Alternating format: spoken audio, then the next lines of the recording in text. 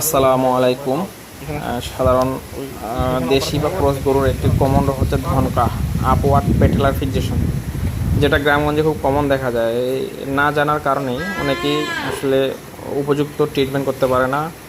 অনেকে জানে যে এটা সমাধান কি, তাই চলুন দেখা যায় না। কীভাবে এর সমাধান করে অপারেশন করে সমাধান করা যায় সেটি এখন দেখাবো।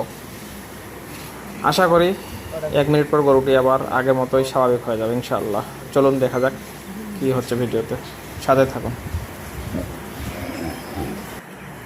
অপারেশন চলমান আছে, ইনশাআল্লাহ একটু পরেই আবার গরুটি আগের মতো হয়ে যাবে। আমি আমার যথাসাধ্য চেষ্টা করতেছি যেন গরুটা আগের অবস্থায় ফিরে যায়। খুব ছোট একটা সার্জারি, যেটা আসলে করে দিতে পারলেই সফলভাবেই গরুটি ভালো হয়ে যাবে। তো দেখা যাক কী হচ্ছে, চলুন। আপনারা দেখেছেন ইতিমধ্যেই অপারেশনটি আমি ক্লিয়ার করে দিয়েছি ইনশাল্লাহ। এখন ভায়োডিন দিয়ে একটু ওয়াশ করে দেওয়া হচ্ছে যেন কোনো ধরনের জীবাণু প্রবেশ না হয়, এবং